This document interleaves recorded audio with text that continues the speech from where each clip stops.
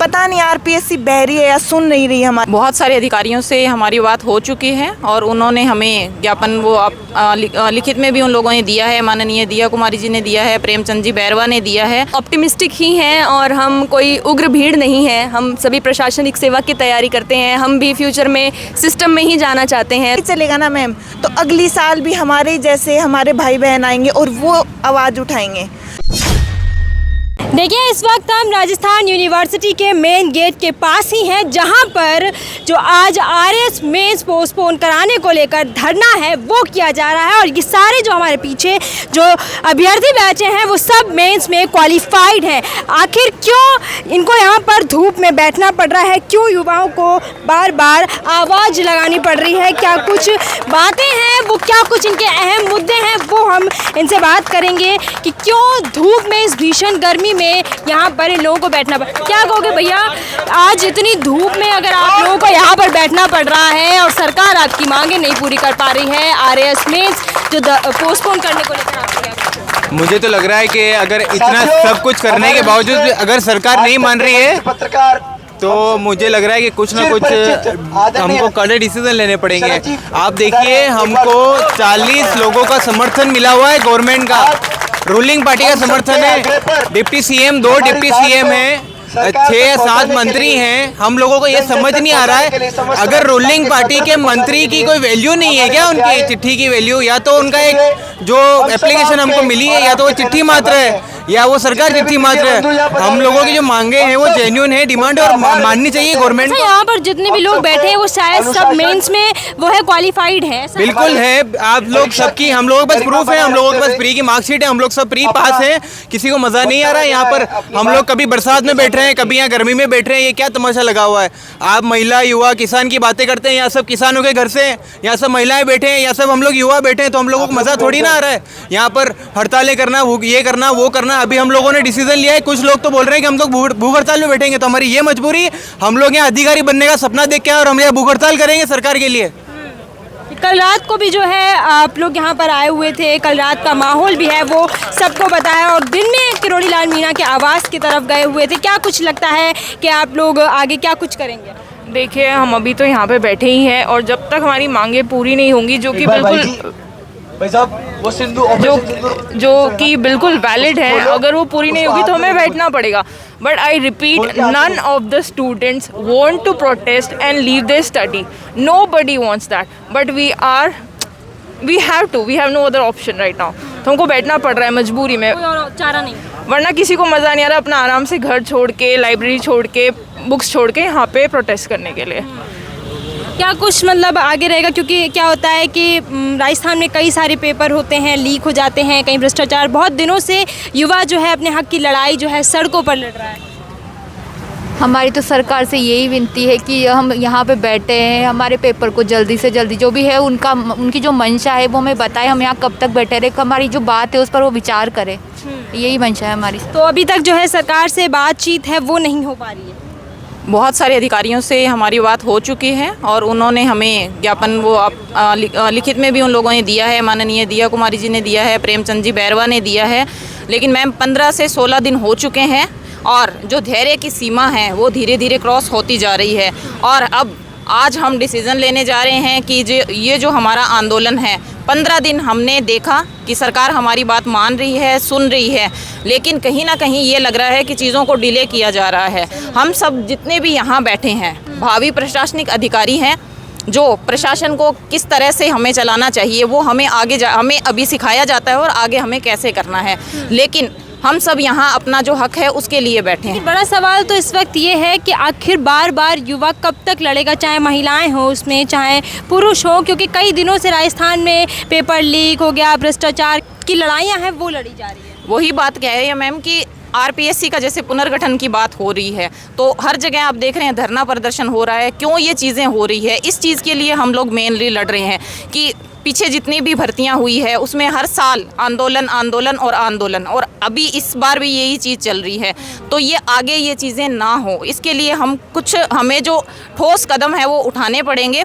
जब हम लोगों ने ये आंदोलन शुरू किया था तो हमारा ये था कि सरकार हमारी बातें बहुत अच्छे से, बहुत धैर्य से और हम बहुत ही अच्छे तरीके से हम उनको समझाएं। लेकिन जैसे जैसे आज का टाइम बीतता जा रहा है, हमें ये लग रहा है कि सरकार ऐसे सुनने वाली हमारी नहीं है। इसलिए सरकार को खुला अल्टीमेटम यहाँ दिया जाता है कि हमारा आंदोलन बहुत ज़्यादा उग्रता की तरफ नहीं जाके बहुत अच्छे से हम इस आंदोलन को स्टेप बाय स्टेप आगे लेके जा रहे हैं। लेकिन सरकार को आज शाम तक कोशिश करें सीएम साहब कि हमें कुछ ना कुछ इस आंदोलन के बारे में, हमारा जो आंदोलन चल रहा है उसके बारे में हमें बताएं। अदरवाइज़ हम लोग यहाँ भूख हड़ताल पे बैठने वाले हैं। देखिए, भूख हड़ताल की भी जो आवाज़ है वो अब आने लग गई है। और जो आप देख पा रहे होंगे पूरे पंडाल में जो यहाँ पे लगा हुआ है, वहाँ पर जो युवा है वो आक्रोश के साथ बैठा हुआ है। क्या लगता है आपको कि आने वाले दिनों में आप लोगों की आवाज़ है वो सुनी जाएगी और कोई भी जो डिसीजन है वो आपके हक में आएगा? जी मैम,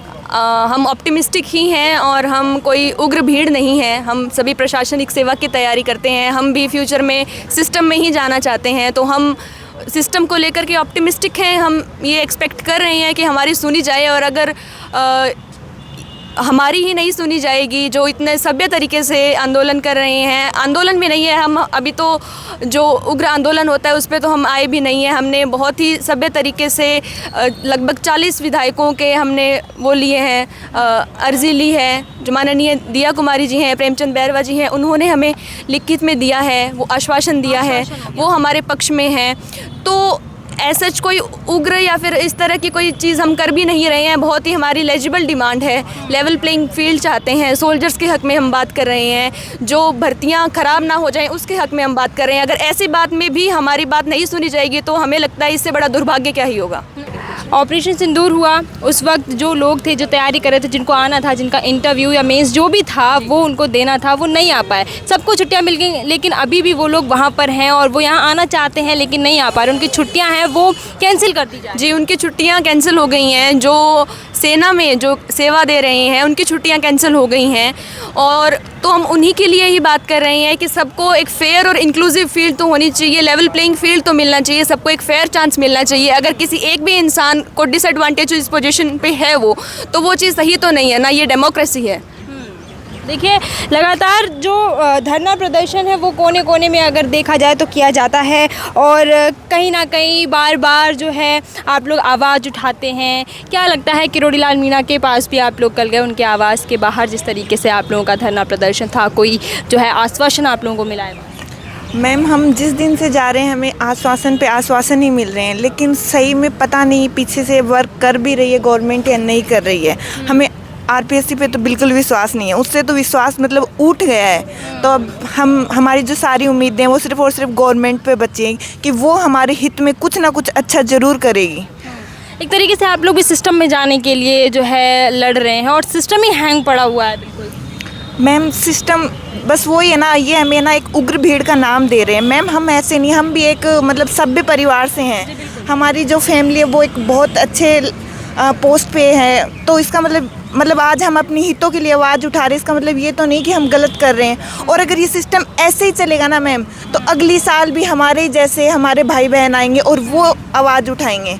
तो पता नहीं आरपीएससी बहरी है या सुन नहीं रही हमारी बातें, जो हमेशा हमें इग्नोर पे इग्नोर कर रही है, और इसका कोई भी परमानेंट सॉल्यूशन नहीं निकाल रही है। हमें थोड़ी देर के लिए बस एक टेम्परेरी सॉल्यूशन दे दिया जाता है किसी भी चीज़ का। जैसे अब की बार चलो मान लिया उन तक क्या पता आवाज़ हमारी पहुंच जाए और पोस्टपोन्ड हो जाएगा, लेकिन मैम यही अगले पेपर में होगा। मतलब हमें एक वापस से टेम्परेरी सॉल्यूशन दे दिया, इनके पास कोई परमानेंट सॉल्यूशन नहीं है।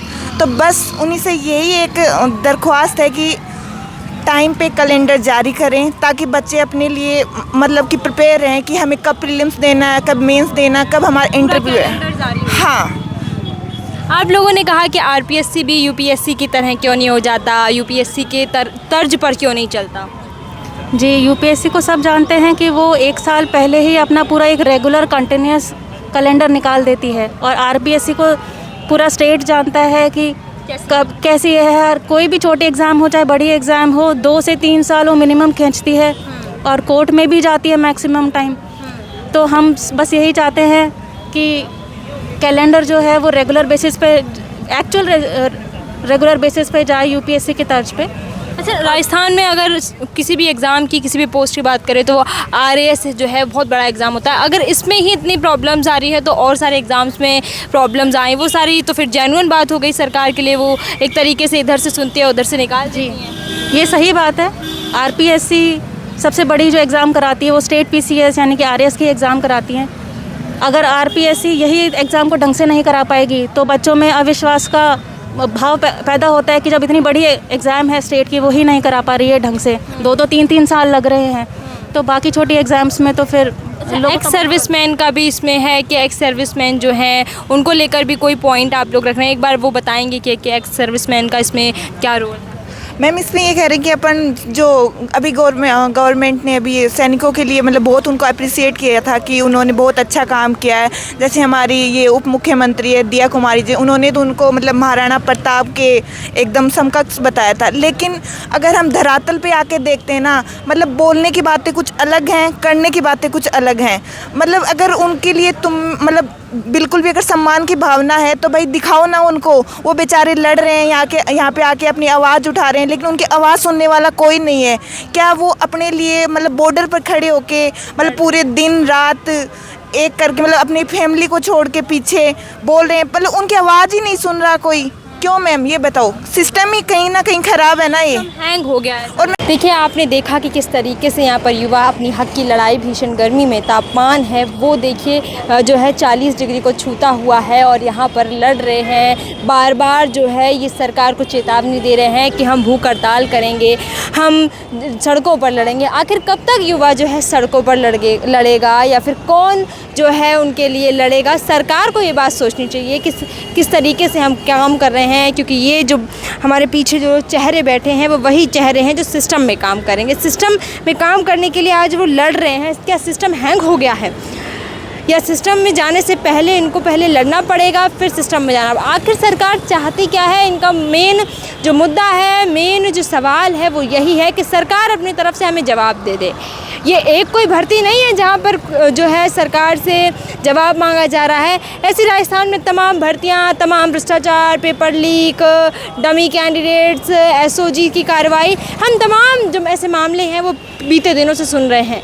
लेकिन आप भी एक बार सोचिए कि आखिर युवा कब तक लड़ेगा, अभ्यर्थी कब तक लड़ेंगे? जो हमारे पीछे आज यहाँ बैठे हुए हैं ये वो सारे अभ्यर्थी हैं जो RAS मेंस जिनका क्लियर हो चुका है और अब इंटरव्यू होगा, ऐसा कुछ है। लेकिन अब एक बात बताइए कि एक बार ये भी इंटरव्यू देंगे और जो पुरानी भर्ती के हैं जिनका अभी तक भर्ती है वो क्लियर नहीं हो पाई, दूसरी भर्ती आ गई, तो एक बार जो क्वालिफाई हो गया, जिसका मेंस क्लियर हो गया, उसमें जो क्रीमी लेयर है वो तो दूसरी बार भी इंटरव्यू देगी, क्लियर हो जाएगा। तो इन बच्चों का क्या होगा?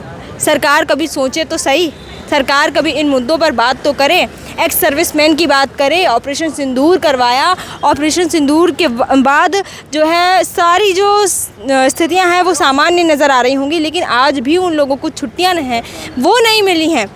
क्या उन्हें अपना यहाँ पर एग्ज़ाम देने का, उनको हालांकि रिजर्वेशन मिलता है, लेकिन वो अपना यहाँ एग्ज़ाम देने कैसे आएंगे, वो अपना यहाँ मेंस के बाद इंटरव्यू कैसे करेंगे? ये तमाम जो सवाल हैं इस वक्त जो है सरकार के लिए एक बड़ा सवाल है। और अगर इनका जवाब है वो नहीं मिला तो यही चेहरे जो है भूख हड़ताल के लिए बैठेंगे और सरकार को चेतावनी देंगे। लगातार आप देख रहे होंगे कल डॉक्टर किरोड़ी लाल मीणा से भी जो है बातचीत हुई, क्योंकि किरोड़ी लाल मीणा जो है सरकार के ही जो है मंत्री हैं और उनसे गुहार लगाई गई। लेकिन आश्वासन आप देखिए कितना ही तगड़ा आश्वासन है। समर्थन पत्र की ये जो लिस्ट है वो लगी हुई है, आप देखिए लोगों ने समर्थन पत्र की लिस्ट लगा रखी है। लेकिन इन समर्थन पत्रों से क्या होगा? सरकार को उन पर सोचना चाहिए। इनके हित में जो है, इनके हक में न्याय है वो इन्हें मिलना चाहिए। इनको आगे और भी मौके हैं वो देने चाहिए। सिस्टम में जाने के लिए है, सिस्टम में जाएंगे और सिस्टम के लिए लड़ रहे हैं, ये इस वक्त बड़ी चेतावनी है वो सरकार को दी जा रही है।